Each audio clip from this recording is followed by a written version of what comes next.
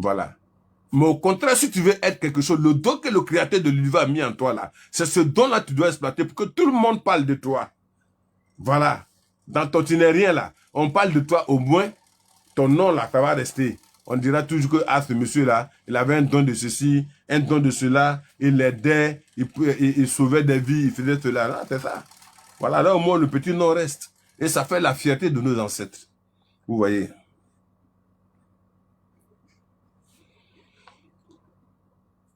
Toujours je le dis, quand on évolue, merci Sandra, quand on évolue, au fur et à mesure qu'on évolue, toi-même tu ne sais même pas ce que tu vas devenir demain. Tu ne sais pas. Tu forces, mais tu ne sais pas ce que tu vas devenir demain. Tu ne sais pas ce que te réserve le lendemain. Donc ça sert à quoi d'être, je ne sais pas moi, bluffeur comme on le dit, hautain, voilà, hein, de se glorifier, parce qu'aujourd'hui peut-être qu'on a le dientin, on a un peu de bougnac, donc on cherche à monter sur la tête de tout le monde. Mais tu ne sais pas ce que le lendemain va te réserver. Ouais. Malgré ton don d'avenir que tu as eu, ton don de naissance que tu avais, c'est ce qui est important pour nous. Vous voyez, être orgueilleux, ça ne sert à rien. Voilà.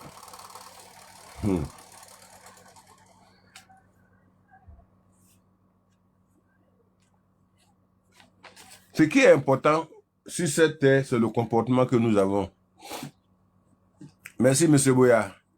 Le comportement que nous avons, pour le comportement de tout d'un être humain sur cette terre, c'est très important. C'est très, très important parce que si tu as un mauvais comportement sur terre, tu vas le regretter quand tu seras auprès de tes ancêtres. Il n'y a rien à faire. Il faut savoir se comporter car le comportement sur terre compte beaucoup. Il faut savoir se comporter. Donc, aujourd'hui, c'est réservé pour la vie et le don de chacun. Chacun de vous a un don. Ou pas, ou vous pouvez ne pas avoir. Oui, je suis d'accord. Mais dites-vous que si vous avez un don, c'est que ça vient du créateur de l'univers en passant par vos ancêtres. C'est qu'il y a quelqu'un parmi vos ancêtres qui avait cette spécialité. Il y a des dons de naissance. Ça, c'est des dons que le créateur lui-même a donné. T'a donné. Tu peux avoir la chance. Tu peux ne pas être. Tu peux être avoir un don de créativité, c'est ça. Voilà. Tu peux avoir un don de créativité.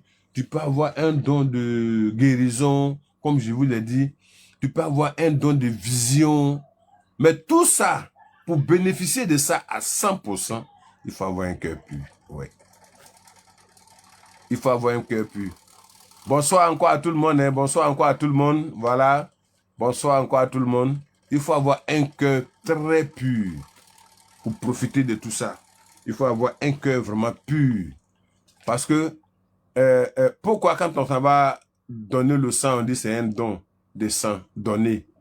On peut donner même une partie de ton corps pour sauver la vie de quelqu'un. C'est un don. Mais ça, c'est différent des dons dans la spiritualité et dans le mystique. Il y a des enfants qui peuvent naître avec un don de vision. Déjà, à son bas âge, déjà, il voit. Il voit. Il a des visions. Il a des visions. Les parents, tout de suite, au lieu de chercher à comprendre, ils vont soulever l'enfant. Merci Sandra, c'est gentil, beaucoup, beaucoup gentil. Ils vont soulever l'enfant pour l'envoyer peut-être dans un camp de prière ou quelque part, et ils vont traiter cet enfant de sorcier ou alors de quelque chose d'autre. Et faire des prières pour retirer le don de l'enfant sans que vous, le parent, vous soyez informé. Vous n'allez même pas savoir parce que c'est mystique. Dans le spirituel, on vole le don des enfants. Vous qui ne croyez à rien, un enfant déjà qui grandit, moi ça fait des révélations, il faut chercher à le canaliser. Il faut chercher l'origine de son don. Il faut prendre des informations avec les ancêtres, avec les parents, pour savoir d'où vient ce don. Et puis tu vas trouver ce qu'il lui faut, ce qu'il ne lui faut pas, ce qu'il doit utiliser, ce qu'il ne doit pas utiliser, ce que tu peux lui porter, ce que tu ne dois pas mettre sur lui, ce qu'il doit manger, ce qu'il doit boire pour que ce don-là prenne une force surnaturelle. C'est ça. Il y en a qui ont le don de parler. Si tu as un don, le don de parler, dans un premier temps, comme je le disais, tu dois éviter les querelles.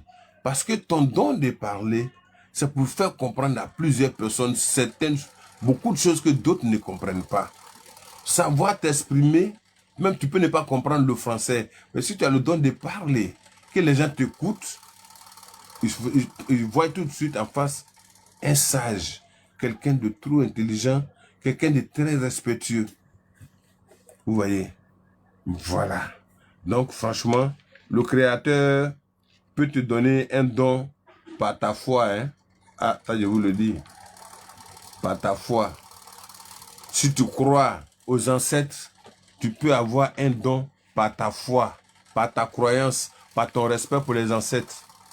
Même si tu vas à l'église, que tu crois en Dieu, le Créateur de l'univers, il peut t'offrir un don de vision ou de quelque chose, ou don de prière, quelque chose, ou toi-même quand tu es dedans, tu te sens à l'aise. Toute personne qui a un don se sent à l'aise dans son don. Mais aujourd'hui, à cause du gente, souvent, quelqu'un qui a un don de couture, il abandonne sa couture pour aller faire autre travail, parce que d'après lui, ça ne marche pas. Mais tu ne sais pas à quel moment ton don va te faire manger à la sueur de ton front. Chaque chose a un temps. Chaque chose a un temps. Chaque fois qu'on évolue, on vieillit. On doit être mûr dans la tête et savoir nous adresser aux gens. Est-ce que vous voyez? Donc, vous qui négligez vos dons, tu peux être couché sur ton lit, dormir, et puis on te met une vidéo, on te fait une révélation, on te montre ce qui va se passer peut-être dans 2 ou 3 jours.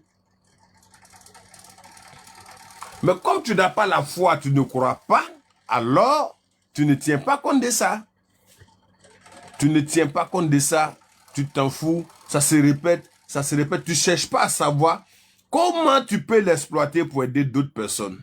Et par moments, même parfois même, quand tu vois ces révélations, tu as peur, tu as honte d'aller expliquer à cette personne, et puis, parce que tu penses qu'ils vont te prendre pour un sorcier ou quoi que ce soit. Le sorcier n'a pas le don de vision. Le sorcier n'a pas le don de révélation. Le sorcier, lui, il a le don de destruction. Ça, ce n'est pas un don qui est venu du Créateur de l'univers, non. Ça, c'est le sorcier a eu son don du côté des démons, des méchants. Voilà. Là-bas, là, c'est le don de destruction qu'ils connaissent. Mais ils n'ont pas le don pour l'évolution, pour protection, pour guérison. Ils ne peuvent pas avoir ça. Vous voyez. Les dons, c'est sur plusieurs formes, comme je l'ai dit. Ça peut être des talents. Mais si tu as un talent, tu as un don, tu es spécialisé dans quelque chose, tu as aimé ta chose, et puis tout le monde parle de toi au moment où tu es en train de faire cette chose. Mais si tu ne prends pas ça au sérieux, tu vas perdre ton don. Il faut se prendre au sérieux. Il faut considérer tout ce que tu fais. Il faut savoir que, franchement, j'aime cette chose-là. Et la plupart, quand on a un don, on aime ce que on a en soi. Vous voyez? Voilà. On ne peut pas avoir don de palabre. Jamais. Ça vient du démon.